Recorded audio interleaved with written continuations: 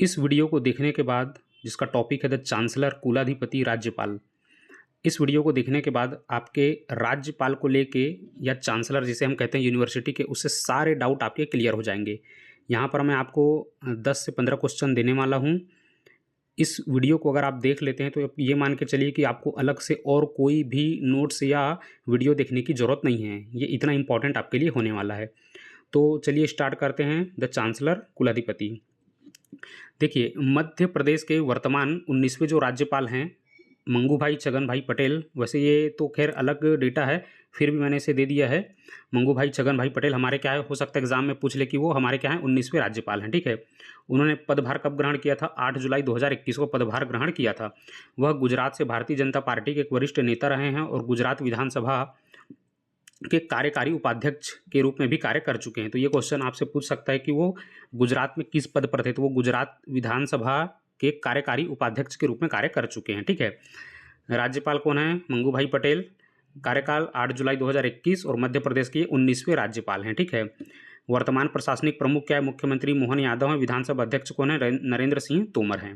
चलिए आगे बढ़ते हैं अगले क्वेश्चन की ओर। ये तो खैर आपको एक जनरल इन्फॉर्मेशन था आपके लिए, क्योंकि ये हमारे राज्य के जितने भी विश्वविद्यालय वहाँ के ये क्या हैं? चांसलर हैं। चलिए पहला क्वेश्चन देखते हैं। मध्य प्रदेश विश्वविद्यालय अधिनियम 1973 की धारा 11 के तहत निम्नलिखित में से कौन विश्वविद्यालय का अधिकारी की श्रेणी में शामिल है? आप जब मध्य प्रदेश विश्वविद्यालय अधिनियम 1973 के धारा 11 को पढ़ेंगे तो वहाँ पर कुछ अधिकारी दिया है। इसके क्लॉज 4 में भी कुछ अधिकारी दिए हुए हैं। तो देखते हैं कौन कौन से अधिकारी वहाँ पर दिए हुए हैं।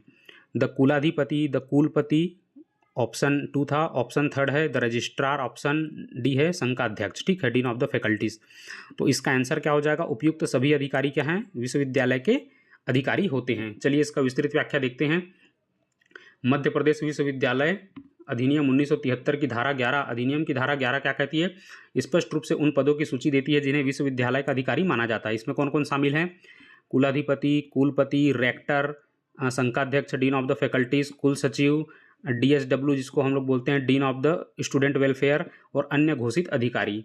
तो ये बिल्कुल सिंपल है और बिल्कुल आसान है। आपको इस वीडियो को देख लेना है और इसके नोट्स आपको बना लेने हैं। कुलाधिपति का काम क्या है? चलिए देखते हैं।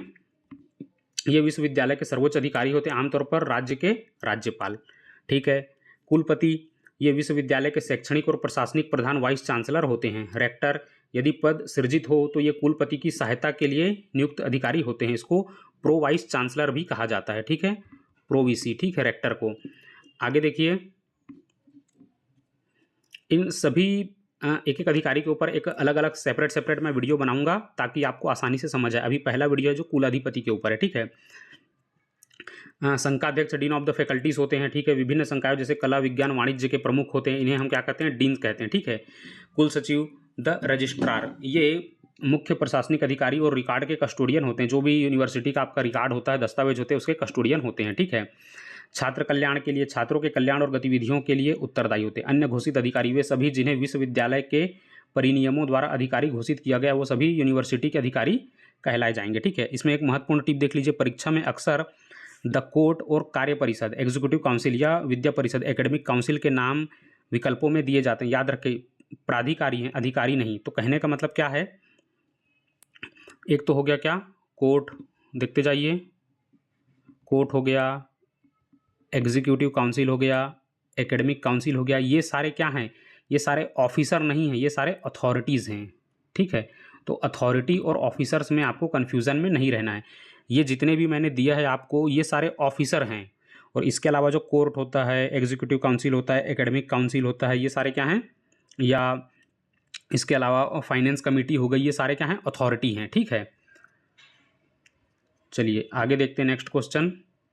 अच्छा, इसमें मैंने एक टेबल बना दिया है। तो इसका जो सेक्शन 11 है 1973 के जो यूनिवर्सिटी एक्ट, उसका सेक्शन 11 में आपको क्या दिया हुआ है? अधिकारियों के नाम दिए हुए हैं। और जो अथॉरिटीज़ है वो सेक्शन 20 में है। इसकी धारा 20 में क्या है? जैसे कि कोर्ट हो गया, कार्य परिषद जिसको हम लोग एग्जीक्यूटिव काउंसिल बोलते हैं, विद्या परिषद जिसको एकेडमिक काउंसिल, वित्त समिति, फाइनेंस कमेटी, संकाय, फैकल्टीज, ये सारे क्या हैं? उसके अथॉरिटीज़ हैं। तो आपको ये बिल्कुल याद रखना है, सेक्शन याद रखना है, सेक्शन से क्वेश्चन पूछा जा सकता है, ठीक है। तो अधिकारियों का अगर पूछा जाए तो किस में दिया हुआ है? वो दिया है आपका सेक्शन 11 में, और अथॉरिटीज़ के बारे में दिया सेक्शन 20 में। चलिए देखते हैं नेक्स्ट क्वेश्चन। कुलाधिपति जो चांसलर होते हैं की शक्तियों के संदर्भ में निम्नलिखित कथनों पर विचार कीजिए। अब देखिए ये जो क्वेश्चन का लेवल है, ये इस टाइप का क्वेश्चन नहीं है कि आपको एक क्वेश्चन दे दिया और उसके नीचे 4 ऑप्शन दे दिए, नहीं, ये क्वेश्चन बिल्कुल हाई लेवल के क्वेश्चंस हैं। इन्हें पीएससी और बहुत जो अदर राज्यों में जो पीएससी के एग्ज़ाम होते हैं उसके तर्ज पर, यूपीएससी के तर्ज पर इन क्वेश्चंस को डिज़ाइन किया गया है, तो आपको बिल्कुल इसे समझ के चलना है, ठीक है। कुलाधिपति चांसलर की शक्तियों के संदर्भ में निम्नलिखित कथनों पर विचार कीजिए, ठीक है। तो देखिए ऑप्शन ए बोलता है कुलाधिपति विश्वविद्यालय का प्रमुख हेड होता है और वह कोर्ट का अध्यक्ष होता है। अब देखिए आपको जैसे मैंने बताया जो इसका सेक्शन 11 था, सेक्शन 11 में अधिकारियों के बारे में है, और सेक्शन जो 12 है, ठीक है, सेक्शन 12 में किसके बारे में दिया है, कुलाधिपति के बारे में दिया हुआ है, ठीक है। चांसलर के बारे में किस में दिया हुआ है, सेक्शन 12 में दिया हुआ है। तो चलिए देखते हैं, कुलाधिपति विश्वविद्यालय का प्रमुख हेड होता है और वह कोर्ट का अध्यक्ष होता है। जो इसका सेक्शन 12 क्लॉज 2 है उसमें ये बात कही गई है, ठीक है, सही है। उनकी अनुपस्थिति में कुलपति वाइस चांसलर दीक्षांत समारोह की अध्यक्षता करता है। अभी थोड़ा सा रुक जाइए, ठीक है। उसके बाद ऑप्शन 3 बोलता है कुलाधिपति के पास विश्वविद्यालय के कार्यों से संबंधित किसी भी दस्तावेज को मंगवाने की शक्ति है, 12(3)(a), ठीक है। तो पहला और तीसरा तो बिल्कुल सही है, ठीक है। अब ऑप्शन 2 के लिए थोड़ा सा होल्ड करिए और यहाँ पे इसकी विस्तृत व्याख्या को समझिए। सबसे पहले कथनों का विस्तृत विश्लेषण देखते हैं। कथन 1 बोलता है कुलाधिपति जो होता है, ठीक है, विश्वविद्यालय का प्रमुख होता है और वह कोर्ट का अध्यक्ष होता है, ठीक है। इसका आधार क्या है, इसका आधार देख लीजिए, जो धारा 12 क्लॉज 2 है, ठीक है, इसकी जो सेक्शन 12 क्लॉज 2 स्पष्ट रूप से कहती है कि कुलाधिपति अपने पद के आधार पर विश्वविद्यालय के प्रधान और कोर्ट के अध्यक्ष होंगे। नोट, यहाँ प्रधान का अर्थ हेड है, ठीक है, जो उन्हें विश्वविद्यालय का सर्वोच्च अधिकारी बनाता है। कथन 2 क्या कहता है, उनकी अनुपस्थिति में कुलपति वाइस चांसलर दीक्षांत समारोह की अध्यक्षता करता है। सत्यतः यह कथन गलत माना गया है प्रश्न के संदर्भ में। कारण, यहाँ 2 सूक्ष्म बिंदु हैं। यह, अब देखिए कौन से सूक्ष्म बिंदु इसमें, कुलाधिपति की शक्तियों के बारे में है, ठीक है। ये जो प्रश्न है किसके बारे में, कुलाधिपति की शक्तियों के बारे में। किसी अन्य व्यक्ति या कुलपति द्वारा उनकी अनुपस्थिति में कार्य करना कुलाधिपति की शक्ति नहीं है, बल्कि एक प्रबंधकीय व्यवस्था है। तो इसका आंसर क्या होगा, जब हम कुलाधिपति की या चांसलर की शक्तियों के बारे में बात करेंगे तो सबसे पहली बात तो ये है कि वाइस चांसलर दीक्षांत समारोह की अध्यक्षता नहीं कर सकते। हाँ, ये हो सकता है कि वाइस चांसलर, देखो अगर आपको दीक्षांत समारोह करना है तो आपको वहाँ पर चांसलर को इनवाइट करना ही पड़ेगा, ठीक है, वो चांसलर की ही अध्यक्षता में होता है। अगर चांसलर नहीं आ पाए, इसका मतलब ये नहीं है कि अब वाइस चांसलर उसकी अध्यक्षता करेंगे, वो वहाँ पर उपस्थित रहेंगे क्योंकि सेकंड प्रमुख के रूप में, पर वो अध्यक्षता उनको नहीं माना जाएगा, ठीक है। तो इसे समझना है आपको, अध्यक्ष तो इसके सिर्फ चांसलर ही होंगे दीक्षांत समारोह के, ठीक है। आगे देखिए सेकंड बिंदु इसका क्या कहता है, अधिनियम की धारा 12(2) केवल यह कहती है कि उनकी उपस्थिति में वे अध्यक्षता करेंगे। उनकी उपस्थिति में, उनकी अनुपस्थिति में कौन अध्यक्षता करेगा, इसका वर्णन कुलाधिपति की शक्तियों के अंतर्गत नहीं है, बल्कि कुलपति की शक्तियों के अंतर्गत आता है, ठीक है। परीक्षा में ऐसे टेक्निकल अंतर ही छात्रों को उलझाते हैं, ठीक है, इस चीज़ को ध्यान में रखिएगा। जब हम उसमें चले जाएंगे, किसमें, कुलपति की शक्तियों पर जाएंगे, तो वहाँ पर प्रोविज़ो के साथ कुछ इसमें कुछ प्रोविजंस हैं, उन प्रोविजंस के साथ वहाँ पर वाइस चांसलर की शक्तियाँ दी गई है, ठीक है। तो अभी इसका आंसर क्या हो जाएगा, 1 और 3 ऑप्शन बी, ठीक है। आगे देखते हैं, कुलाधिपति के पास विश्वविद्यालय के कार्यों से संबंधित किसी भी दस्तावेज को मंगवाने की शक्ति है, ये बिल्कुल सही बात है। इसका जो धारा है 1973 एक्ट का, ठीक है, इसका सेक्शन 12 क्लॉज 3(a) में साफ लिखा है, विश्वविद्यालय के कार्यों से संबंधित कोई भी दस्तावेज या जानकारी मंगवाना यह उनकी निरीक्षण एवं पुनर्विचार की शक्ति का एक क्या है, हिस्सा है। अगला क्वेश्चन देखिए, धारा 12(4) के तहत, जो 1973 का एक्ट है उसके धारा 12(4) के तहत कुलाधिपति द्वारा किसी आदेश को रद्द करने की शक्ति के संबंध में क्या सही है। अब देखिए क्या बोल रहा है, धारा 12(4) के तहत कुलाधिपति द्वारा किसी आदेश को रद्द करना है, अगर किसी आदेश को रद्द करना है उसकी शक्ति के संबंध में क्या सही है, तो वह बिना किसी पूर्व सूचना के विश्वविद्यालय की किसी भी कार्यवाही को रद्द कर सकता है। क्या ऐसा हो सकता है क्या कि कोई भी एक संवैधानिक पद पर बैठा हुआ व्यक्ति बिना सूचना दिए ही किसी कार्यवाही को रद्द कर दे, तो ये बिल्कुल गलत हो जाता है। इसमें थोड़ा सा कॉमन सेंस भी आपको यूज़ करना है। ऑप्शन बी बोलता है किसी भी आदेश को रद्द करने से पहले संबंधित अधिकारी या व्यक्ति को कारण बताओ नोटिस देना अनिवार्य है। ये बिल्कुल सही है कि हाँ भैया हम आपको कारण बताओ नोटिस दे रहे हैं, ठीक है। 12(4) ये क्लॉज में ही लिखा हुआ है, ठीक है। ऑप्शन सी क्या बोलता है, कुलाधिपति केवल उन आदेशों को रद्द कर सकता है जो कुलपति द्वारा भेजे गए हैं, ठीक है। कुलाधिपति किनको, इसमें क्लॉज आता है 15(7), ठीक है। क्लॉज 15(7) के तहत क्या होता है कि कुलपति कुछ मतलब कुछ प्रपोजल भेजते हैं, ठीक है, ठीक है। उस केसेस की ये बात कर रहा है। तो यहाँ पर देखिए कुलाधिपति केवल उन आदेशों को रद्द कर सकता है जो कुलपति द्वारा भेजे गए, ऐसा नहीं है। इसके अलावा अगर एकेडमिक काउंसिल भी भेजती है या एग्जीक्यूटिव काउंसिल कुछ प्रस्ताव भेज रही है, तो इसके अलावा फाइनेंस कमेटी कुछ भेज रही है, तो हर प्रकार के या कोई छोटा अधिकारी भी अपनी शिकायत वहाँ भेज रहा है तो वो हर प्रकार की चीज़ों को रद्द कर सकता है, उनके पास वो पावर होती है। तो यहाँ पर जो केवल शब्द आया है ओनली, तो ये बड़े वैग होते हैं, तो इनको हम क्या कर सकते हैं, एलिमिनेट कर सकते हैं, ठीक है। उसके बाद रद्द करने का आदेश केवल मौखिक रूप से प्रभावी हो सकता है, बिल्कुल मौखिक रूप से नहीं होता, लिखित में देना होता है, ठीक है। तो देखिए किसी भी आदेश को रद्द करने से पहले संबंधित अधिकारी या समिति को कारण बताओ नोटिस देना अनिवार्य है। यूनिवर्सिटी एक्ट 1973 की धारा 12(4) कुलाधिपति को एक अत्यंत महत्वपूर्ण अध्यारोही शक्ति ओवरराइडिंग पावर प्रदान करती है, लेकिन यह शक्ति निरंकुश नहीं है। इसका विस्तृत विश्लेषण नीचे दिया गया है। इसका धारा 12(4) क्या कहता है, ध्यान से देखिए। आदेशों को रद्द करने की शक्ति का विवरण इसमें दिया हुआ है, इसके सेक्शन 12(4) में। अधिनियम के अनुसार कुलाधिपति विश्वविद्यालय की किसी भी ऐसी कार्यवाही को लिखित आदेश द्वारा रद्द कर सकते। देखिए यहाँ पर आ गया ना, लिखित कार्यवाही द्वारा, मौखिक द्वारा नहीं है, जो अधिनियम, परिनियम, अध्यादेश या विनियमों के अनुरूप नहीं है। अगर पहले से ही कोई परिनियम बने हुए हैं, कोई ऑर्डिनेंस, अध्यादेश हैं या इसके अलावा कोई रेगुलेशंस बने हुए हैं, आप कोई ऐसी कार्यवाही कर रहे हो जो इन अनुरूप को ओवरराइड कर रहा है, ठीक है, मतलब इनको क्या कर रहा है, थोड़ा सा मतलब दबाने की कोशिश कर रहा है, तो राज्यपाल क्या करेंगे, उन आदेश को क्या कर सकते हैं, रद्द कर सकते हैं कि आपके जो कार्यवाही है वो हमारे परिनियम को, हमारे अध्यादेश या हमारे रेगुलेशंस को ओवरराइड कर रहे हैं, तो इसीलिए उनके पास ये शक्ति दी गई है।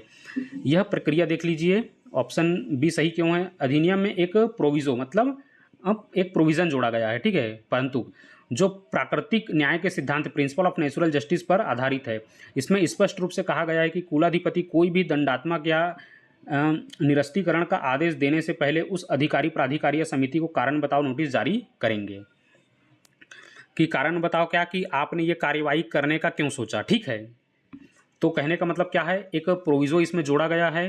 प्रोविज़ो मतलब एक प्रोविज़न जोड़ दिया गया है कि कोई भी दंडात्मक या निरस्तीकरण का एक्शन लेने से पहले राज्यपाल को उस संबंधित अधिकारी को एक नोटिस भेजना पड़ेगा, कारण बताओ नोटिस, कि मैं इसके ऊपर एक कार्रवाई करने वाला हूँ, दंडात्मक कार्रवाई करने वाला हूँ, निरस्तीकरण का कार्रवाई करने वाला हूँ। उससे पहले आप मुझे ये बताओ कि आपने ऐसा क्यों किया, ठीक है। तो आगे देखिए, उन्हें अपना पक्ष रखने का पर्याप्त अवसर दिया जाएगा उन अधिकारियों को जिन्होंने वो एक्शन लिया था। उनके द्वारा दिए गए स्पष्टीकरण या कारण पर विचार करने के बाद ही कुलाधिपति अंतिम निर्णय लेंगे। तो देखिए यहाँ पर क्या है, कुलाधिपति सुप्रीम है, इसका मतलब ये नहीं है कि वो कुछ भी कर सकते हैं अपने मर्जी से। तो एक्ट में उनके ऊपर क्या जोड़ा गया, बहुत सारे प्रोविजोज, मतलब जो प्रोविजंस हैं वो जोड़े गए हैं। तो कोई भी अधिकारी अगर कोई ऐसा नियम बना देते हैं या ऐसे कोई एक्शन ले लेते हैं जो हमारे यूनिवर्सिटी के परिनियम, अध्यादेश या रेगुलेशन को क्या करने की कोशिश कर रहे हैं, ओवरलैप करने की कोशिश कर रहे हैं, तो उस केस में, लेकिन उसमें भी राज्यपाल डायरेक्ट एक्शन नहीं लेंगे, उन्हें कारण बताओ नोटिस देना पड़ेगा ताकि संबंधित अधिकारी भी अपना पक्ष रख सके। अन्य विकल्प गलत क्यों है, क्योंकि कुलाधिपति बिना पूर्व सूचना के कार्यवाही रद्द नहीं कर सकते। कारण बताओ नोटिस एक कानूनी अनिवार्यता है, क्योंकि कानून में ही लिखा हुआ है। ऑप्शन सी गलत क्यों है, कुलाधिपति की यह शक्ति केवल कुलपति, वाइस चांसलर के आदेशों तक सीमित नहीं है। वे विश्वविद्यालय के किसी भी अधिकारी, प्राधिकारी या समिति, ठीक है, कोई भी अधिकारी हो, कोई डीन हो, चाहे रजिस्ट्रार हो, ठीक है, इसके अलावा जितने भी अधिकारी हैं हमारे पास यूनिवर्सिटी के, उन सब के, या इसके अलावा हमारे पास कोई अथॉरिटी है, जैसे एग्जीक्यूटिव बॉडी है, एकेडमिक बॉडी है, फाइनेंस कमेटी है, इस प्रकार से, ठीक है, तो वो सबके ऊपर एक्शन ले सकते हैं, बट कारण बताओ नोटिस देना उनको पड़ेगा। ऑप्शन डी देख लीजिए, अधिनियम में स्पष्ट रूप से लिखित आदेश द्वारा बाय रिटन ऑर्डर शब्द का प्रयोग किया गया है। मौखिक आदेश का इस धारा के तहत कोई कानूनी मतलब आधार नहीं है। अब यहाँ पर आपके लिए कुछ मैंने स्पेशल नोट्स बनाए हुए हैं परीक्षा के लिए अतिरिक्त महत्वपूर्ण तथ्य देख लीजिए। जो धारा 12(4) का क्लॉज 4A है, जब कुलाधिपति द्वारा यहाँ पे देख लीजिए, जब कुलाधिपति द्वारा 12(4)(a) के तहत किसी कार्यवाही को रद्द करते हैं तो उनके पास धारा 12(4)(a) के तहत यह शक्ति भी होती है कि वे विश्वविद्यालय के हित में कोई सब्सिक्वेंट ऑर्डर पारित करे। यह आदेश अंतिम होता है और विश्वविद्यालय के लिए सर्वमान्य है। अब इसको समझते हैं कि सब्सिक्वेंट ऑर्डर क्या होता है। देखिए, जैसे कि कोई भी कार्यवाही वो कर रहे हैं, उस कार्यवाही के तहत उन्होंने क्या किया है, कोई जो भी ऑर्डिनेंस है, परिनियम है या जो भी रेगुलेशंस बने हुए हैं उनको ओवरलैप करने की कोशिश कर रहे हैं वहाँ के अधिकारी। तो एक तो ये हो गया कि वो बात नहीं मान रहे हैं। जब ऐसी स्थिति में क्या होता है, जब कोई भी अधिकारी यूनिवर्सिटी का मतलब अपने प्रॉपर तरीके से काम नहीं कर रहा है, तो जो चांसलर होते हैं, कुलाधिपति जिसे हम राज्यपाल कहते हैं, वो एक सब्सिक्वेंट ऑर्डर निकालते हैं और सब्सिक्वेंट ऑर्डर में वो बोलते हैं कि अब आपको इस तरीके से काम करना है जो हमारे द्वारा बताया जा रहा है। और यह उनका जो आदेश होता है वो अंतिम होता है और विश्वविद्यालय के लिए सर्वमान्य होता है, क्योंकि ये नियम में ही लिखा हुआ है, 1973 के एक्ट में ही लिखा हुआ है। अब यह शक्ति कुलाधिपति को विश्वविद्यालय, देखिए यह शक्ति जो मिली है कुलाधिपति को विश्वविद्यालय में कानून का, रूल ऑफ लॉ बनाए रखने के लिए दी गई है, ताकि कोई भी अधिकारी नियमों का उल्लंघन न कर सके। जो ये पावर दी हुई है इसको, कुलाधिपति को, कि आप सब्सिक्वेंट ऑर्डर निकाल सकते हैं किस केस में, अगर कोई अधिकारी बात नहीं मान रहा है, अपनी मनमानी कर रहा है, जैसे कुलपति हो, रजिस्ट्रार हो या कोई एग्जीक्यूटिव बॉडी हो या एकेडमिक बॉडी हो, अपनी मनमानी कर रहे हैं, तो 1973 की एक्ट ने उन्हें पावर दिया हुआ है, किसको, कुलाधिपति को, कि आप क्या कर सकते हैं, रूल ऑफ लॉ बनाए रखने के लिए आप सब्सिक्वेंट ऑर्डर पास कर सकते हैं और उस आदेश को अंतिम माना जाएगा और विश्वविद्यालय के लिए क्या है, वो सर्वमान्य है। तो आपको इसको बिल्कुल एक नोट की तरह बना के रखना है, ये बहुत इंपॉर्टेंट है आपके लिए। नेक्स्ट क्वेश्चन देखते हैं, राज्य विश्वविद्यालयों में राज्यपाल की भूमिका के संदर्भ में निम्नलिखित में से कौन सा कथन गलत है। अब देखिए क्वेश्चन देखिए, राज्य विश्वविद्यालयों में राज्यपाल की भूमिका के संदर्भ में निम्नलिखित में से कौन सा कथन गलत है। पहले तो आप एक चीज देख लीजिए, राज्यपाल, ठीक है, ये हो गया आपका राज्यपाल। जब वो कुलाधिपति के रूप में काम करता है, ठीक है, एक यूनिवर्सिटी के कुलाधिपति के रूप में अगर वो काम करता है तो वो अपने काम के लिए बिल्कुल क्या होता है, स्वतंत्र होता है। और जब वो राज्य के राज्यपाल की तरह काम कर रहा होता है तो वह अपने मंत्रिमंडल से क्या होता है, बंधा हुआ होता है, मंत्रिपरिषद से क्या होता है, बंधा हुआ होता है, ठीक है, मतलब उनके प्रति जवाबदेह होता है, मतलब उनके सलाह पे काम करता है। तो जब कुलाधिपति के रूप में काम करता है तो क्या होता है, स्वतंत्र होता है, सारे निर्णय स्वतंत्र रूप से लेता है। पर जब राज्यपाल के रूप में कार्य कर रहा होता है तो वह अपना जो कैबिनेट होता है उसकी सलाह से काम करता है, ठीक है। तो इस बेसिक फ़र्क को आपको ध्यान में रखना है और क्वेश्चन को डील करना है। अगर ये बेसिक सा चीज़ अगर आपको पता है तो आप बिल्कुल इस क्वेश्चन को डील कर पाएंगे। राज्यपाल राज्य के विश्वविद्यालयों का पदेन एक्स ऑफिसियो कुलाधिपति होता है, बिल्कुल सही बात है, ठीक है। गलत पूछ रहा अपने को, गलत शब्द बताना है अपने को, ठीक है। ये देखिए इसमें से गलत मतलब कथन कौन सा है, कुलाधिपति के रूप में कार्य करते समय वह मंत्रिपरिषद की सहायता और सलाह, एड एंड एडवाइस लेने के लिए बाध्य नहीं है। अब देखिए क्या बोल रहा है, कुलाधिपति के रूप में कार्य करते समय वह मंत्रिपरिषद की सहायता, एड एंड एडवाइस लेने के लिए बाध्य नहीं है, ठीक है, इसको ध्यान में रखिए। ऑप्शन सी पढ़िए, अब क्या बोल रहा है, राज्यपाल के रूप में वह मंत्रिपरिषद की सलाह से कार्य करता है, राज्यपाल के रूप में वह मंत्रिपरिषद की सलाह से कार्य करता है, लेकिन कुलाधिपति के रूप में वह स्वतंत्र निर्णय लेता है, बिल्कुल सही बात है, मैंने अभी आपको बताया था, ठीक है। कुलाधिपति के रूप में उनके निर्णय पर राज्य सरकार का पूर्ण नियंत्रण होता है। अभी मैंने आपको बताया कि जब वो कुलाधिपति के रूप में कार्य कर रहा होता है तो वो कैसा करता है, पूरा स्वतंत्र होता है, उसके ऊपर किसी का दबाव नहीं होता। तो ये कथन क्या हो जाएगा आपका, गलत हो जाएगा। कुलाधिपति के रूप में उनके निर्णय पर राज्य सरकार का पूर्ण नियंत्रण होता है, नहीं होता, वो बिल्कुल स्वतंत्र तरीके से काम करते हैं। ऑप्शन बी देख लीजिए, कुलाधिपति के रूप में कार्य करते समय वह मंत्रिपरिषद की सहायता और सलाह लेने के लिए बाध्य नहीं है, बिल्कुल सही बात है, वो बिल्कुल बाध्य नहीं है, बिल्कुल स्वतंत्र होता है, ठीक है। तो गलत ऑप्शन क्या हो जाएगा, ऑप्शन डी। तो इसको डिटेल में देखते हैं, कुलाधिपति के रूप में उनके निर्णय पर राज्य सरकार का पूर्ण नियंत्रण होता है, यह कथन पूरी तरीके से गलत है। राज्य विश्वविद्यालय में राज्यपाल की भूमिका बहुत विशिष्ट होती है, क्योंकि वे एक साथ दो अलग अलग भूमिकाएं निभाते हैं। आइए इस अवधारणा को गहराई से समझते हैं। राज्यपाल की दोहरी भूमिका, ड्यूल रोल। राज्य विश्वविद्यालयों के संदर्भ में राज्यपाल के पास दो कैपेसिटीज़ होती है। पहला, एक तो संवैधानिक प्रमुख और दूसरा चांसलर के रूप में, ठीक है। भारतीय संविधान के अनुच्छेद 163 के तहत 163, ये कॉन्स्टिट्यूशन ऑफ इंडिया है, ठीक है। कॉन्स्टिट्यूशन ऑफ इंडिया के आर्टिकल 163 के तहत राज्यपाल राज्य का प्रमुख होता है। वह मंत्री परिषद काउंसिल ऑफ मिनिस्टर्स की एड एंड एडवाइस मतलब सहायता और सलाह पर कार्य करने के लिए बाध्य होता है। यहाँ पर वो बाध्य है।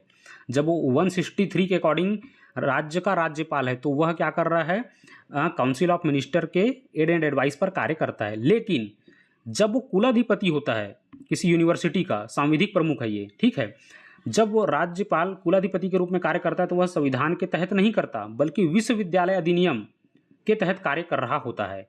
जब वो एक कुलाधिपति के रूप में कार्य कर रहा है किसी यूनिवर्सिटी का, तो वो जो राज्य के द्वारा जो एक्ट बनाया गया विश्वविद्यालय अधिनियम, उसके तहत काम कर रहा होता है, ठीक है। तो इस चीज़ को आपको ध्यान में रखना है। तो देखिए, कथनों का विस्तृत विश्लेषण मैंने यहाँ पर दिया हुआ है, ठीक है। आपको इसे डिटेल में पढ़ना है, रोक के पढ़ना है। मैं यहाँ पर एक टेबल दिया हुआ, इसको पढ़ लेता हूँ, ठीक है। पक्ष देख लीजिए, राज्यपाल के रूप में और कुलाधिपति के रूप में। शक्ति का स्रोत कहाँ से आ रहा है? राज्यपाल के रूप में भारतीय संविधान से आ रहा है, आर्टिकल 163 से आ रहा है, ठीक है। उसके बाद यहाँ पर जब कुलाधिपति के रूप में कार्य करता है तो मध्य प्रदेश के संदर्भ में, ठीक है, राज्य विश्वविद्यालय अधिनियम 1973। निर्णय की प्रक्रिया देख लीजिए, मंत्री परिषद की सलाह पर वो काम करता है, ठीक है। और ये अनिवार्य है, वो बाध्य है कि उनके मंत्री परिषद की सलाह लेनी ही पड़ेगी राज्यपाल को, 163 कॉन्स्टिट्यूशन ऑफ इंडिया के आर्टिकल 163 के तहत, ठीक है। लेकिन जब वो विश्वविद्यालय अधिनियम 1973 के तहत कुलाधिपति के रूप में कार्य करता है तो वह अपने निर्णय लेने के लिए स्वतंत्र है, ठीक है। कार्य क्षेत्र देख लीजिए, राज्य का प्रशासन, जो राज्य है संपूर्ण राज्य में उसका प्रशासन है, ठीक है, उसका राज्यपाल का। लेकिन कुलाधिपति के रूप में विश्वविद्यालय का शैक्षणिक एवं प्रशासनिक ढांचा। तो इस चीज़ को आपको बिल्कुल ध्यान में रखना है और ये बहुत इंपॉर्टेंट है, आप इसे एक नोट की तरह बना सकते हैं, ठीक है। अब देख लीजिए, सहायक रजिस्ट्रार, एक नोट है आपके लिए, ये 5 स्टार है, इसको मैंने 5 स्टार दिया हुआ है। सहायक रजिस्ट्रार के लिए टिप, अक्सर इंटरव्यू में पूछा जाता है कि क्या कुलाधिपति के आदेश को बदल सकती है? क्या सरकार जो है वो कुलाधिपति जो होता है उसके आदेश को बदल सकती है? इंटरव्यू के लिए, इंटरव्यू में ऐसे क्वेश्चन पूछ लिए जाते हैं कि जो कुलाधिपति है उसने कोई यूनिवर्सिटी के लिए कुछ आदेश दिए हुए हैं, क्या उसको सरकार बदल सकती है? उत्तर है नहीं, सरकार सीधे आदेश नहीं बदल सकती, मतलब स्टेट गवर्नमेंट। लेकिन वह विश्वविद्यालय अधिनियम में संशोधन कर कुलाधिपति की शक्तियों को कम या ज़्यादा कर सकती। तो ये बहुत इंपॉर्टेंट हो जाता है। तो आपको लगे कि अगर सरकार चाहे तो राज्यपाल जो हैं कुलाधिपति के रूप में जब कार्य कर रहे होते हैं, जो वो आदेश दिए हैं उसको स्टेट गवर्नमेंट बदल सकती है? नहीं बदल सकती। उन्हें उनके आदेश को बदलने के लिए जो विश्वविद्यालय जो अधिनियम बना है उसमें उन्हें संशोधन करना पड़ेगा। आगे देखिए, नेक्स्ट क्वेश्चन, मध्य प्रदेश विश्वविद्यालय अधिनियम 1973 के किसी प्रावधान और विश्वविद्यालय अनुदान आयोग यूजीसी विनियमन 2018 के बीच अगर कोई प्रतिरोध या गतिरोध कॉन्फ्लिक्ट उत्पन्न होता है तो क्या होगा? सिंपल सा है, इसमें आर्टिकल 254 क्लॉज 1 को आपको याद रखना है। ये क्या कहता है? ये आर्टिकल कॉन्स्टिट्यूशन ऑफ इंडिया का, अगर 3 सूचियां हैं आपको पता है, संघ सूची है, राज्य सूची है और एक समवर्ती सूची है, ठीक है। तो आपको पता है जब भी कोई कानून बनता है, ठीक है, और राज्य उस पर कोई कानून बनाता है तो केंद्र का कानून उसमें प्रभावी होगा। बस इतना चीज़ आपको ध्यान में रखिए। अगर ओवरराइड कर रहा है, अगर सेम ही एक ही विषय पर, किसी एक विषय पर, ठीक है, केंद्र ने भी कानून बनाया है और राज्य ने भी कानून बनाया है, अगर राज्य का कानून मतलब कुछ ओवरराइड करने की कोशिश कर रहा है या गतिरोध कर रहा है तो उसमें केंद्र का कानून क्या हो जाएगा? प्रभावी हो जाएगा। ये बेसिक सा फंडा है, आर्टिकल 254 क्लॉज 1, इसको आपको ध्यान में रखना है। चलिए आगे देखते हैं। राज्य का जो कानून होता है स्टेट एक्ट प्रभावी रहेगा क्योंकि शिक्षा राज्य का विषय है। ऑप्शन बी बोलता है यूजीसी नियम 2018 प्रभावी होगा और राज्य कानून उस सीमा तक शून्य माना जाएगा जिस सीमा तक वह क्या कर रहा है, मतलब केंद्र के कानून को क्या कर रहा है? ओवरलैप कर रहा है। दोनों कानूनों को मिलाकर एक मध्यम मार्ग निकाला जाएगा। मामले का निर्णय राज्य की मंत्रिपरिषद द्वारा किया जाएगा। तो क्या आ जाएगा? ऑप्शन इसका बी सही आंसर है, जो यूजीसी का नियम है, क्योंकि यूजीसी का जो नियम है 1956 में जो आया था वो केंद्र सरकार द्वारा बनाया गया था, संसद द्वारा बनाया गया था। तो राज्य का कानून अगर उसको ओवरलैप करता है तो जहाँ तक वो उस कानून को ओवरलैप कर रहा है वहाँ तक क्या हो जाएगा? नल एंड वाइड हो जाएगा, शून्य हो जाएगा, ठीक है। आगे देखिए, इसका सही उत्तर देख लीजिए, ऑप्शन बी इसका सही आंसर है। ठीक है, 2000 ये यूजीसी का नियम प्रभावी होगा। कानूनी और संवैधानिक आधार इसका देख लेते हैं। इसकी प्राइमेसी के पीछे का कारण क्या है? समवर्ती सूची और अनुच्छेद 254(1). ठीक है, भारतीय संविधान की 7वीं अनुसूची कृषि शिक्षा को छोड़कर, अब यहाँ पर एक चीज बिल्कुल ध्यान देने की बात है, जो 7वीं अनुसूची में समवर्ती सूची जो है, वहां पर कृषि शिक्षा को छोड़कर समवर्ती सूची का हिस्सा है। जो एजुकेशन है वो क्या है? समवर्ती सूची का हिस्सा है, पर उसमें कृषि शिक्षा को नहीं जोड़ा गया है। ठीक है, नियम, यदि किसी एक ही विषय पर केंद्र और राज्य दोनों कानून बनाते हैं और उन बनाते हैं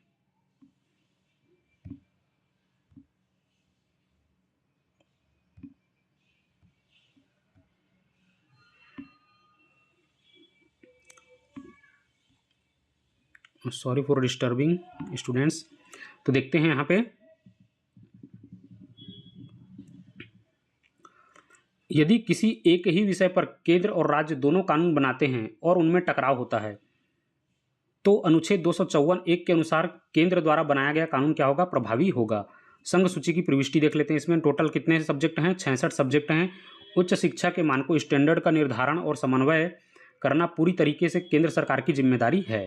ठीक है, यूजीसी का अधिकार देख लीजिए। विश्वविद्यालय अनुदान आयोग यूजीसी संसद के अधिनियम द्वारा स्थापित निकाय है। ठीक है, इसके विनियमों का उद्देश्य पूरे देश में शिक्षा की गुणवत्ता और मानकों में एकरूपता लाना है। इसलिए जब मानक तय करने की बात आती है तो यूजीसी के नियम राज्य के नियमों पर क्या पड़ते हैं? भारी पड़ते हैं। यहाँ पर देखिए, एक लाल बॉक्स में आपके लिए मैंने बनाया, जहाँ राज्य विश्वविद्यालय अधिनियम और यूजीसी विनियमन 2018 के बीच गतिरोध होगा तो यूजीसी विनियमन 2018 प्रबल होगा तथा राज्य का कानून क्या हो जाएगा? प्रतिकूल हो जाएगा। इसमें देख लीजिए, मैंने एक टेबल बना दिया आपके लिए। स्थिति, कौन सा कानून प्रभावी होगा और उसके आधार क्या हैं। सामान्य राज्य मामले में राज्य विश्वविद्यालय अधिनियम 1973 है, ये प्रभावी होगा सामान्य राज्य के मामले में, और इसका जो आधार है वो क्या है? राज्य का अपना क्षेत्राधिकार होगा। शैक्षणिक मानक देख लीजिए, कौन सा कानून प्रभावी होगा? यूजीसी मतलब विनियमन 2018। ठीक है, स्टैंडर्ड के लिए, और केंद्र की मानक निर्धारण शक्ति इसका आधार है। ठीक है, और केंद्र राज्य टकराव के मामले में केंद्रीय संसदीय कानून प्रभावी होगा, क्योंकि इसका आधार क्या है? आर्टिकल 254 क्लॉज 1 है। ठीक है, अब असिस्टेंट रजिस्ट्रार के लिए कुछ टिप है। अदालतों ने गंभीर दास बनाम गुजरात राज्य मामले, इसको बिल्कुल ध्यान से आप देख लीजिए, क्वेश्चन पूछा जा सकता है आपसे। गंभीर दास बनाम गुजरात राज्य मामले में बार बार कहा है कि राज्य विश्वविद्यालय अपनी स्वायत्तता का हवाला देकर, जो राज्य के यूनिवर्सिटीज़ हैं वो अपने ऑटोनॉमी का हवाला देकर यूजीसी के शैक्षणिक मानकों को मानने से इनकार नहीं कर सकते। अगर वो बोलेंगे कि राज्य की यूनिवर्सिटीज़, ठीक है, कि हम ऑटोनोमस हैं, हमारे अपने रूल्स एंड रेगुलेशंस हैं, इस आधार पे वो यूजीसी के मानकों को इनकार नहीं कर सकते कि हमें इसे नहीं मानना। उन्हें मानना ही पड़ेगा, क्योंकि वो संसद द्वारा बनाया हुआ कानून है। भारतीय संविधान के अनुच्छेद 254(1) का शिक्षा के संदर्भ में क्या महत्व है? इसको देख लीजिए। यह केवल केंद्र सरकार को शिक्षा पर कानून बनाने का अधिकार देता है, केवल केंद्र सरकार को बोल रहा है। ठीक है, तो इसको ध्यान में रखिए। ऑप्शन बी, जैसे यहाँ पर केवल आता है तो आपको बिल्कुल समझ जाना है। ठीक है, यदि संसद द्वारा बनाए गए कानून और राज्य के कानून के बीच गतिरोध होता है तो संसदीय कानून राज्य के कानून पर प्रभावी होगा। अभी जैसे हमने पढ़ा, बिल्कुल सही बात है। ऑप्शन सी देख लीजिए, राज्य सरकार यह राज्य के राज्यपाल को विशेष विधायी शक्तियां प्रदान करता है। इसका कोई संबंध नहीं है राज्यपाल से, यह केवल केंद्रीय विश्वविद्यालयों पर लागू होगा, ऐसा भी नहीं है। ठीक है, तो क्या हो जाएगा? सारे ऑप्शन गलत है, केवल ऑप्शन सी है जो सही है। ठीक है, सॉरी, ऑप्शन बी सही है। ठीक है, यदि संसद द्वारा बनाए गए कानून और राज्य के कानून के बीच विरोध होता है तो संसदीय कानून राज्य के कानून पर प्रभावी होंगे, अकॉर्डिंग टू आर्टिकल 254 क्लॉज 1। ठीक है, यह लेख, अब इसको ध्यान से देखिए, यह लेख भारतीय संविधान के संघवाद फेडरलिज्म के मूल सिद्धांतों में से एक है। इसे असंगति का सिद्धांत, डॉक्ट्राइन ऑफ रिपग्नेंसी कहा जाता है, भी कहा जाता है। ठीक है, आइए इसे शिक्षा और आपके असिस्टेंट रजिस्ट्रार एग्जाम के संदर्भ में विस्तार से समझते हैं। ठीक है, पहले तो संवैधानिक पृष्ठभूमि देख लीजिए। जैसा कि मैंने बताया, कॉन्स्टिट्यूशन ऑफ इंडिया का आर्टिकल 254 क्लॉज 1 क्या कहता है? भारतीय संविधान की 7वीं अनुसूची में 3 सूचियां हैं। ठीक है, 7वीं अनुसूची में, सॉरी, 3 अनुसूचियां, मैंने वहाँ पर समवर्ती सूची कह दिया था, माय मिस्टेक। शिक्षा मूल रूप से राज्य सूची का विषय है। देखिए, शिक्षा जो है वो मूल रूप से क्या है? राज्य सूची का विषय था, सॉरी। लेकिन 42वें संविधान संशोधन अधिनियम 1976 के माध्यम से इसे समवर्ती सूची में स्थानांतरित कर दिया गया कि अब शिक्षा के ऊपर जो कानून है वो कौन बनाएगा, केंद्र भी बनाएगा और राज्य भी बनाएगा, ठीक है, सेंटर एंड स्टेट दोनों मिलकर बनाएंगे। 1900 देख लीजिए यहाँ पर, इस चीज़ को ध्यान रखिए कि 1976 के पहले ये क्वेश्चन आपको पूछ सकता है। 42वें संविधान संशोधन 1976 के पहले ये किसका विषय था, केवल राज्य सूची का विषय था, पर इसे क्या कर दिया गया, 42वें संविधान संशोधन से बदल के इसे समवर्ती सूची में डाल दिया गया। समवर्ती सूची का अर्थ है कि इस पर केंद्र मतलब संसद और राज्य विधानमंडल दोनों कानून बना सकते हैं। आर्टिकल 254 क्लॉज 1 इस स्थिति के लिए एक सेफ्टी वॉल्व का काम करता है, ठीक है। आगे देखिए, सही क्यों है, जब एक ही विषय जैसे शिक्षा पर संसद का कानून और राज्य का कानून एक दूसरे के विपरीत, ठीक है, हो जाते हैं तो संसद की सर्वोच्चता संसदीय कानून को प्राथमिकता दी जाती है। शून्यता, राज्य का कानून उस सीमा तक शून्य या प्रभावी नहीं माना जाता जहां तक वह संसदीय कानून का विरोध करता है। एक्चुअली यहाँ पर क्या आना था, राज्य का कानून उस सीमा तक शून्य हो जाएगा जिस सीमा तक वह संसदीय कानून का क्या कर रहा है, विरोध कर रहा है, वहां तक जीरो हो जाएगा। तो इस शब्द को काट लीजिए, ठीक है। उदाहरण, यदि मध्य प्रदेश सरकारी विश्वविद्यालय के शिक्षकों की भर्ती के लिए कोई नियम बनाती है जो संसद द्वारा बनाए गए किसी केंद्रीय कानून जैसे यूजीसी एक्ट के तहत बनाए गए नियमों के खिलाफ है, तो संसद का नियम ही क्या हो जाएगा, मान्य हो जाएगा। इसको बिल्कुल डिटेल में समझना है आपको। चलिए देखते हैं आगे क्या है। अन्य विकल्प गलत क्यों हैं, आप इसे बिल्कुल पढ़ लीजिए। अब यहाँ पर जो रेड बॉक्स में जो मैंने आपको कुछ टिप दिए हुए इसको देख लीजिए। अक्सर छात्र आर्टिकल 254 का क्लॉज 1 और इसका जो क्लॉज 2 है 254 का, इसमें क्या हो जाते हैं, भ्रमित हो जाते हैं। चलिए देखते हैं क्यों। संसद को सर्वोच्च बनाता है, जो आर्टिकल 254(1) है ये किसको करता है, संसद को सर्वोच्च बनाता है। और आर्टिकल 254 का क्लॉज 2 ये एक अपवाद है, यह राज्य का कानून, देखिए क्या बोल रहा है, यदि राज्य का कानून राष्ट्रपति की सहमति प्रेसिडेंट के एसेंट से प्राप्त कर लेता है तो वह उस विशेष राज्य में संसदीय कानून के बावजूद प्रभावी हो सकता है। अगर कोई एक ऐसा कानून है, ठीक है, जो केंद्र के कानून को ओवरलैप कर रहा है, ठीक है, ओवरराइड करने की कोशिश कर रहा है, अगर उसे राष्ट्रपति की सहमति मिल जाती है तो वो अपने ही राज्य में उसे प्रभावी बना सकते हैं। वहाँ पर केंद्र का कानून प्रभावी नहीं होगा क्योंकि राष्ट्रपति का एसेंट उन्हें मिल चुका है। तो आर्टिकल 254 क्लॉज 2 इसे आपको ध्यान में रखना है। अगला क्वेश्चन देखिए, केंद्रीय विश्वविद्यालयों के कुलाधिपति चांसलर के संदर्भ में निम्नलिखित कथनों पर विचार कीजिए, ठीक है। जो केंद्रीय विश्वविद्यालय, आपको पता है विश्वविद्यालय अधिनियम, केंद्रीय विश्वविद्यालय अधिनियम कब था, 2009 में आया था, 2009 में, ठीक है। भारत का राष्ट्रपति केंद्रीय विश्वविद्यालयों का कुलाधिपति होता है, बिल्कुल सही बात है। कुलाधिपति की भूमिका मुख्य रूप से नाम मात्र की होती है और वह दीक्षांत समारोह की अध्यक्षता करता है, सही है। कुलपति वाइस चांसलर की नियुक्ति सीधे कुलाधिपति द्वारा बिना किसी समिति के की जाती है, ये गलत है, ठीक है। आपको समिति बनाना ही पड़ेगा। अगर आपको कोई भी कुलाधिपति है, ठीक है, वो तो भैया राष्ट्रपति है, उसे क्या जानकारी है कि हमको किसी को भी कैसे बना देंगे। कोई समिति होगी, वो सिफारिश करेगी, कुछ नाम देगी कि भैया इनमें से देखिए आप चेक करिए, तो उसमें से फिर वो राष्ट्रपति या राज्यपाल सेलेक्ट करेंगे ना, डायरेक्ट थोड़ी ना बना देंगे अपने हिसाब से। तो ये बिल्कुल कुछ क्वेश्चन बिल्कुल कॉमन सेंस वाले होते हैं, ठीक है। तो इसका आंसर क्या आ जाएगा, मतलब ऑप्शन बी केवल 1 और 2। चलिए देखते हैं। भारत का राष्ट्रपति केंद्रीय विश्वविद्यालय का कुलाधिपति होता है, व्याख्या कहाँ पे दी हुई है इसकी, 2009 का जो केंद्रीय विश्वविद्यालय अधिनियम उसमें दिया हुआ है। और अन्य विधियों के तहत भारत का राष्ट्रपति केंद्रीय विश्वविद्यालय का कुलाधिपति होता है, ये बिल्कुल सही बात है, ठीक है। आगे देखते हैं। विशेष नोट, आमतौर पर राष्ट्रपति केंद्रीय विश्वविद्यालयों का आगंतुक विजिटर होता है। जो राष्ट्रपति होता है वो केंद्रीय विश्वविद्यालयों का क्या होता है, विजिटर होता है, और वह कुलाधिपति की नियुक्ति करता है। देखिए एक तो क्या है, वो विजिटर है, ठीक है, और क्या बोल रहा है, वह कुलाधिपति की नियुक्ति करता है। लेकिन आपके द्वारा प्रदान किए गए विशिष्ट अध्ययन सामग्री के अनुसार यह राष्ट्रपति को ही कुलाधिपति बताया गया है, इसलिए परीक्षा की दृष्टि से यह कथन सही माना जाएगा। तो कहने का मतलब क्या है,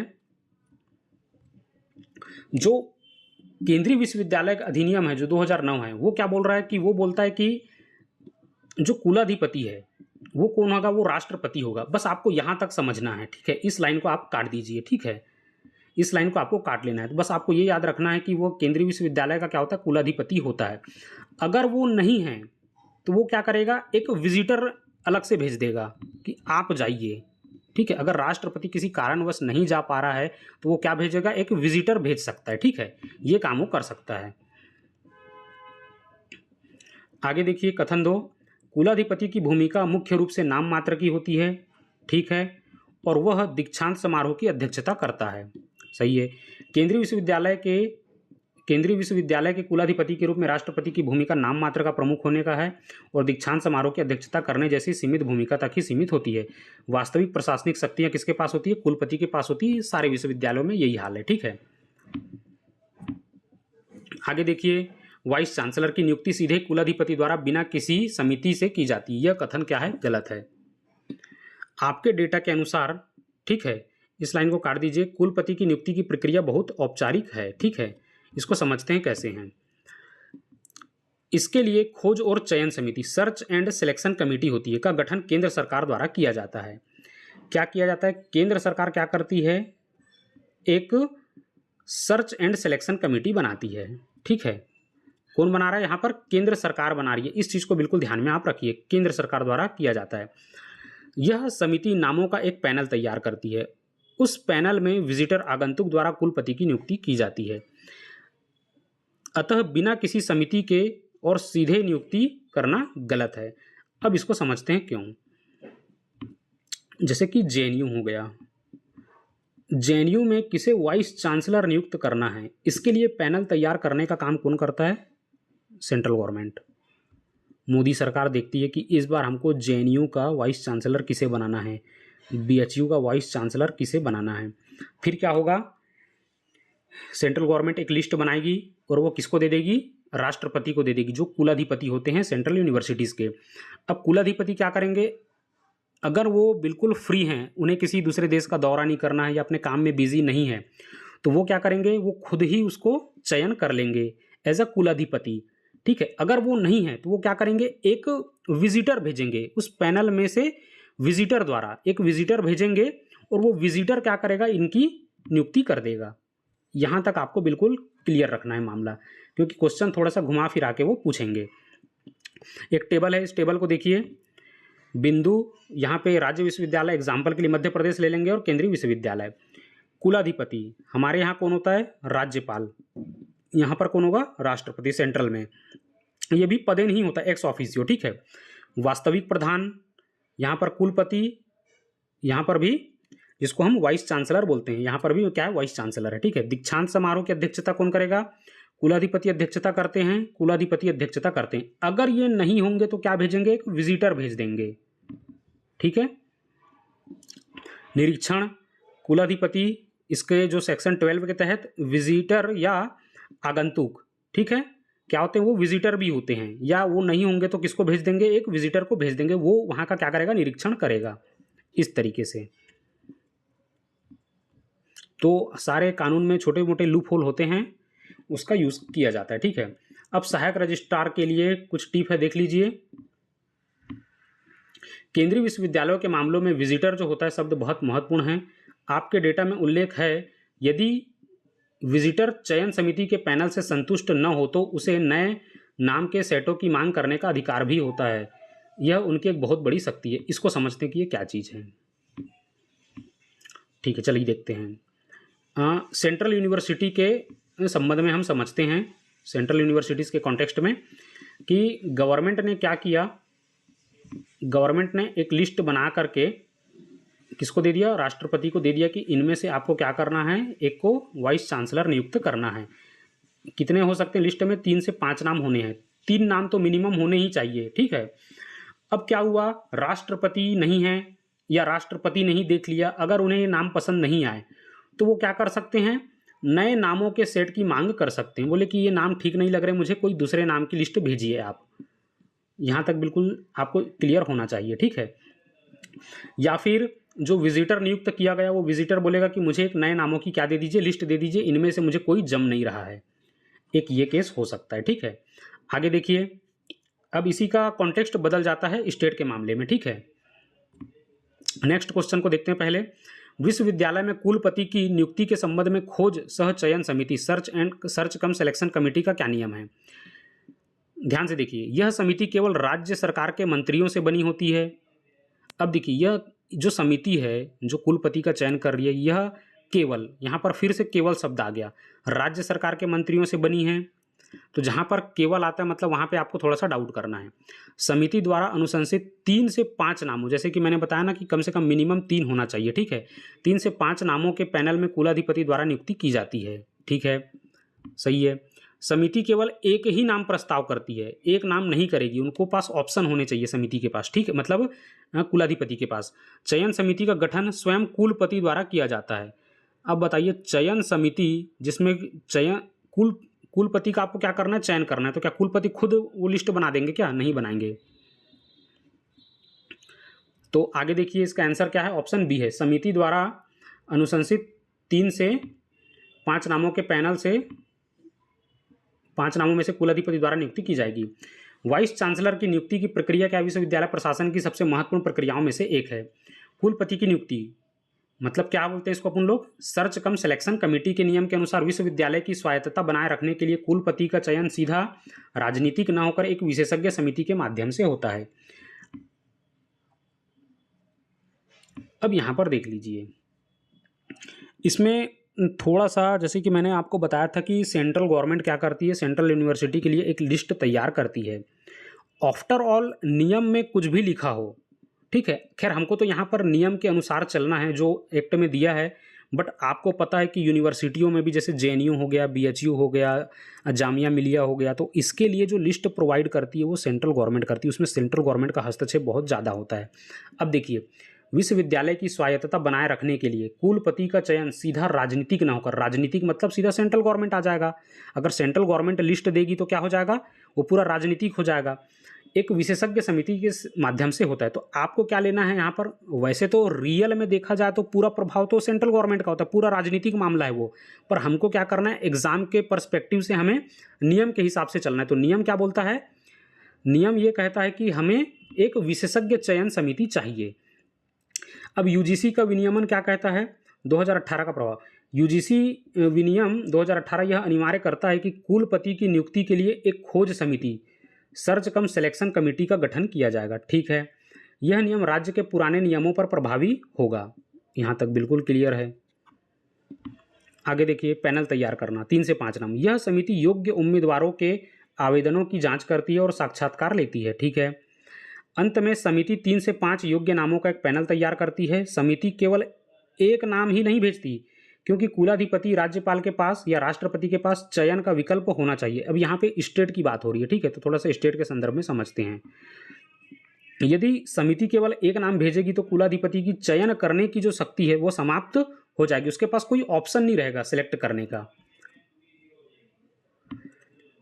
कुलाधिपति की भूमिका, कुलाधिपति इन 3-5 नामों में से किसी एक व्यक्ति को कुलपति के रूप में क्या करता है, नियुक्त करता है। यदि कुलाधिपति को लगता है कि पैनल में दिए गए नाम उपयुक्त नहीं है, कुलाधिपति को लग रहा है, अब आप ये बताइए, एक सिलेक्शन कमेटी है, अब उस सिलेक्शन कमेटी में कौन होगा, विशेषज्ञ समिति, ठीक है, उसमें बहुत सारे लोग होने वाले हैं, यूनिवर्सिटी का जो एग्जीक्यूटिव काउंसिल होगा वो होगा, बहुत सारे। अब आप यहाँ पर, ये तो खैर नियम के हिसाब से हम चल रहे हैं, यदि कुलाधिपति को लगता है कि पैनल में दिए गए नाम उपयुक्त नहीं है, एक्चुअली ये जो नाम हमको लग रहा है ना उपयुक्त नहीं, ये कुलाधिपति को नहीं लग रहा है, ये गवर्नमेंट को लगता है एक्चुअली में, ठीक है। कुलाधिपति को क्या पता कि किसके अंदर क्या क्वालिटी, वो गवर्नमेंट चेक करती है सब चीज़ को, ठीक है, जहाँ के वो राज्यपाल हैं। तो वे नया पैनल भी मांग सकते हैं, वो बोलेंगे कि एक नया पैनल दो ऐसे करके, ठीक है। और ऐसे तो नहीं कि तुरंत हाथ में लिस्ट आया और तुरंत नाम की घोषणा करना है, वो लिस्ट राज्यपाल लाते होंगे, अपने चीफ मिनिस्टर को भेजते होंगे, चीफ मिनिस्टर थोड़ा राजनीतिक वाले होते हैं, वो मंत्री परिषद मंत्रिमंडल के साथ बैठ के अपना डिस्कशन करते होंगे कि इन्हें नियुक्त किया जा रहा है, क्या करना है, तो बोले इसमें से कोई नाम जम नहीं रहा है, हमारे फेवर का कोई बंदा नहीं है यहाँ पर, तो एक नए पैनल की मांग करना, ये इस प्रकार से रियल में होता है, बट हमको नियम के हिसाब से चलना है, ठीक है। अब ये अन्य विकल्प गलत क्यों हैं, आप इसे देख लीजिए, ठीक है। चलो एक बार मैं रीड कर देता हूँ। समिति में विषय विशेषज्ञ और प्रतिष्ठित शिक्षाविद होते हैं। अब देखिए, जो समिति होगा उसमें कौन होगा, सब्जेक्ट एक्सपर्ट होंगे, ठीक है, प्रतिष्ठित शिक्षाविद होंगे, न कि केवल राज्य सरकार के मंत्री। अब इसमें कौन होंगे, शिक्षाविद, एकदम एजुकेशनिस्ट होते हैं वो लोग होंगे। मंत्रियों की मौजूदगी से चयन प्रक्रिया राजनीतिक हो सकती है, ठीक है। सिलेक्शन कमेटी में राज्य के मंत्री नहीं हैं, लेकिन फाइनल किसका सिलेक्शन होना है वो तो राज्यपाल के हाथ में, और राज्यपाल तो मतलब नियम में तो लिखा है कि वो स्वतंत्र रूप में चयन करेगा, बट ऐसा होता नहीं है एक्चुअली में। ऑप्शन सी गलत क्यों है? जैसा कि ऊपर बताया गया 3 से 5 नामों का पैनल अनिवार्य है, केवल एक नाम प्रस्तावित करना नियमों के विरुद्ध है। चयन समिति का गठन किसके द्वारा? कुलाधिपति द्वारा सरकार के परामर्श से किया जाता है। वर्तमान कुलपति का अपना ही अगली नियुक्ति या उत्तराधिकारी की समिति बनाने में कोई वैधानिक रोल नहीं होता है। ठीक है, अगला क्वेश्चन देखिए, क्वेश्चन 9, कुलपति की पुनर्विचार रिकंसिडरेशन की शक्ति धारा जो इसका सेक्शन 12 क्लॉज 3B है के बारे में क्या सत्य है? यह किसी भी मामले को पुनर्विचार के लिए भेज सकता है जिसमें धारा 5 के मामले भी शामिल हैं। अब यहाँ पर आपको बिल्कुल समझना पड़ेगा, ठीक है, क्या सत्य है। ठीक है, धारा 5 से संबंधित अगर कोई मामला है तो उस पर तो पुनर्विचार किया ही नहीं जा सकता। ठीक है, तो ये तो गलत हो जाता है। अब वो क्या है उसको अपन नेक्स्ट वीडियो में डिटेल में समझेंगे। पुनर्विचार के लिए भेजते समय उसे लिखित कारणों रिटर्न रीजंस का उल्लेख करना अनिवार्य है। ये तो सही बात है। पुनर्विचार के बाद लिया गया निर्णय कुलाधिपति पर बाध्यकारी नहीं होता बोल रहा है। ठीक है, ये क्या है? गलत है। ठीक है, बाध्यकारी होता है। एक बार पुनर्विचार के बाद जो निर्णय ले लिया गया है उसको कुलाधिपति को मानना ही पड़ेगा। यह शक्ति केवल कुल सचिव के विरुद्ध प्रयोग की जाती है। यहाँ पर फिर केवल शब्द आ गया तो ये गलत हो जाता है। ठीक है, चलिए समझते हैं। ऑप्शन बी, पुनर्विचार के लिए भेजते समय उसे लिखित कारणों रिटर्न रीजंस का उल्लेख करना अनिवार्य है। यूनिवर्सिटी एक्ट 1973 की धारा 12(3)B कुलाधिपति को विश्वविद्यालय के प्रशासनिक निर्णयों पर निगरानी रखने की शक्ति देती है। यह एक चेक एंड बैलेंस की तरह कार्य करता है। धारा 12(3)B पुनर्विचार की शक्ति का विस्तृत विश्लेषण देखते हैं। आपके द्वारा साझा किए गए डेटा पृष्ठ 4.1 के अनुसार इस शक्ति की, ये तो आप छोड़ दीजिए, ठीक है, निम्नलिखित कारणों की अनिवार्यता देखते हैं। रिटर्न रीजन क्या है? कुलाधिपति केवल अपनी इच्छा से किसी फाइल को वापस नहीं भेज सकते। जो कुलाधिपति हैं वो अपनी इच्छा से फाइल को वापस नहीं भेज सकते। उन्हें यह स्पष्ट रूप से लिखित में बताना होगा कि वे उस निर्णय से असहमत क्यों हैं। अगर कोई चीज़ को पुनर्विचार के लिए भेज रहे हैं तो उन्हें नीचे बताना पड़ेगा नोट करके कि मैं इसे क्यों भेज रहा हूँ। ठीक है, इस तरीके से, या उसमें क्या कमियां हैं। यह प्रशासनिक पारदर्शिता सुनिश्चित करता है ताकि संबंधित अधिकारी कुलाधिपति की आपत्तियों को समझ सके। एक चीज़ यहाँ समझने वाली बात यह है कि अगर स्टेट गवर्नमेंट के अंदर चाहे वो कोई भी संस्था हो, वो अपने आप को कितना भी ऑटोनोमस क्लेम कर दे, ठीक है, वो ऑटोनोमस एक्चुअली होती नहीं है। उसमें सरकार का बिल्कुल हस्तक्षेप होना ही होना है। हमको लगता है कि कुलाधिपति को वो चीज़ें समझ नहीं आई हैं, इसीलिए वो वापस भेज रहे हैं। कुलाधिपति के पास जो हमारे राज्यपाल होते हैं उनके पास 50 प्रकार के काम होते हैं। वो सिर्फ यूनिवर्सिटी का ही काम उनके पास नहीं होता, तो उनके पास, अब वो तो उनके पास तो कोई टीम भी नहीं है कि उसे सर्च करे, तो वो किसके पास जाती है? वो गवर्नमेंट के पास जाती है, उनकी फाइलें। ठीक है, राज्यपाल के पास अगर कोई फाइल आ रही है वो मतलब वो राज्य सरकार के पास जा रही है, और राज्य सरकार के पास बहुत सारे लोग बैठे हैं। ठीक है, तो वो उसे क्या करते हैं? चेक करते हैं। अगर उन्हें पसंद नहीं आया तो वो क्या करेंगे? बोलेंगे कि आप इसे रिटर्न में लिख करके भेज दीजिए। तो वास्तविकता में और नियम में जो लिखा होता है उसमें जमीन आसमान का फर्क होता है। धारा 5 के मामलों का अपवाद देखते हैं। द एक्सेप्शन ऑफ सेक्शन 5, यह इस धारा का सबसे तकनीकी बिंदु है। धारा 5 के तहत आने वाले मामलों को कुलाधिपति पुनर्विचार के लिए वापस नहीं भेज सकती। ये मोस्ट इंपॉर्टेंट है, आप इसको ध्यान में रख लीजिए, सेक्शन 5 वाला। ठीक है, आमतौर पर धारा 5 में विश्वविद्यालय के क्षेत्राधिकार या कुछ विशेष आपातकालीन शक्तियों का वर्णन होता है। परीक्षा में अक्सर विकल्प ए, जो विकल्प ए यहाँ पर दिया हुआ है, ठीक है, जैसे जाल बिछाए जाते हैं, इसलिए इस अपवाद को याद रखना बहुत जरूरी है। तो सेक्शन 5 से रिलेटेड अगर कोई भी प्रस्ताव जा रहा है, ठीक है, तो उस पर वो नहीं कर सकते। ठीक है, वापस नहीं भेज सकते। आगे देखिए, अधिकार क्षेत्र। कुलाधिपति यह आदेश उस अधिकारी, ऑफिसर या अथॉरिटी को देते हैं जिससे वह निर्णय लिया था। ठीक है, देखिए क्या बोल रहा है, कुलाधिपति यह आदेश उस अधिकारी या प्राधिकारी को देते हैं जिसने वह निर्णय लिया था। उदाहरण के लिए यदि एग्जीक्यूटिव काउंसिल ने कोई निर्णय लिया है तो कुलाधिपति उसे कार्य परिषद को ही वापस भेजेंगे। ठीक है, मतलब जिस अथॉरिटी या जिस ऑफिसर ने निर्णय लिया है उन्हीं को भेजा जाएगा। ठीक है, एग्जीक्यूटिव काउंसिल का प्रस्ताव एकेडमिक काउंसिल को नहीं भेज देंगे। बिल्कुल सिंपल सी बात है। आगे देखिए, अन्य विकल्प गलत क्यों हैं? क्योंकि धारा 5 के मामले स्पष्ट रूप से इस शक्ति से बाहर एक्सक्लूडेड रखे गए हैं। ऑप्शन सी देख लीजिए। हालांकि आपके नोट में इसका सीधा उल्लेख नहीं है, लेकिन प्रशासनिक कानून के अनुसार जब कुलाधिपति किसी मामले को पुनर्विचार के लिए भेजते हैं तो उस पर संबंधित निकाय को फिर से विचार करना ही पड़ता है। अगर एक बार भेज दिया गया है, ठीक है, कुलाधिपति द्वारा पुनर्विचार के लिए, तो संबंधित निकाय को उस पर विचार करना ही पड़ेगा। इसके बाद भी यदि कुलाधिपति संतुष्ट नहीं होते तो वे धारा 12(4) के तहत इस आदेश को रद्द करने की बड़ी शक्ति का प्रयोग कर सकते हैं। ठीक है, कि अब मैं इसे रद्द कर रहा हूं।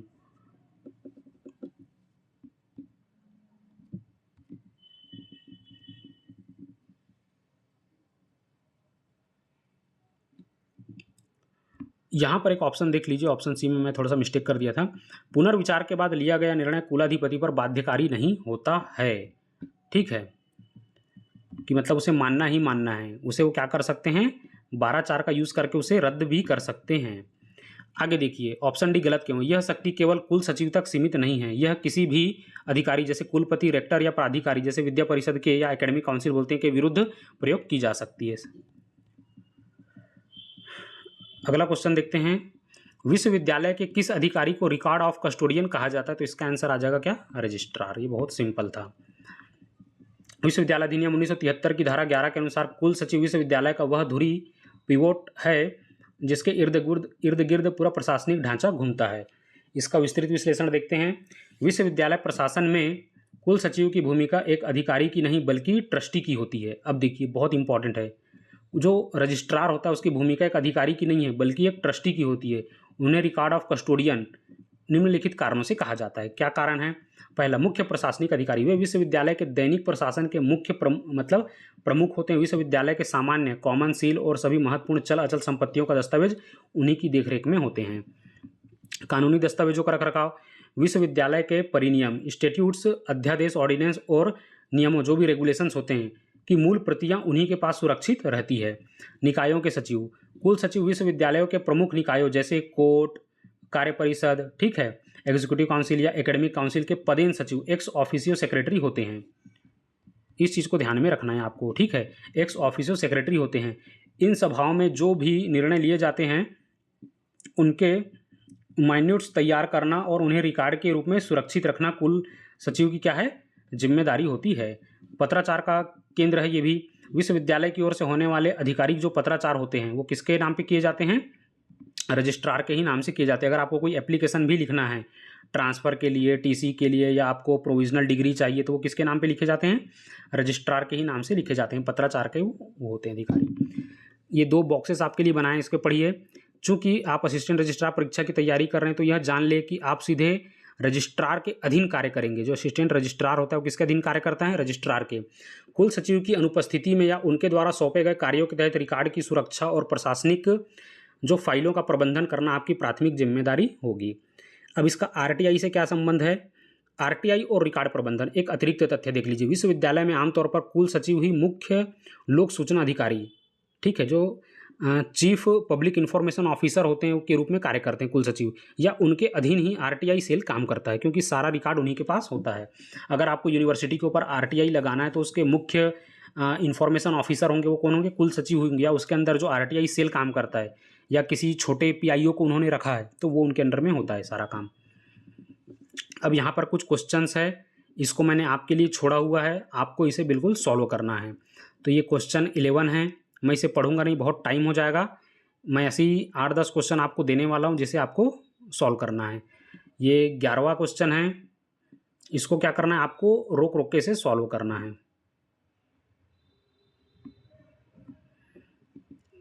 क्वेश्चन नंबर 12, 13, 14, ये 15 है, सॉरी, 16, 17, 18, 19 और ये 20।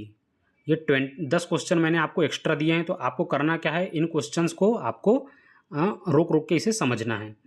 तो मिलते हैं गाइस नेक्स्ट वीडियो में और नेक्स्ट टॉपिक के साथ। आपको बिल्कुल इस वीडियो को देखना है। अगर आपको वीडियो सही लगे तो इस वीडियो को लाइक कर देना, चैनल को सब्सक्राइब कर देना और अपने किसी ज़रूरतमंद मित्र को जो इस एग्ज़ाम की तैयारी करे उन तक ये वीडियो ज़रूर पहुंचा दीजिएगा। धन्यवाद।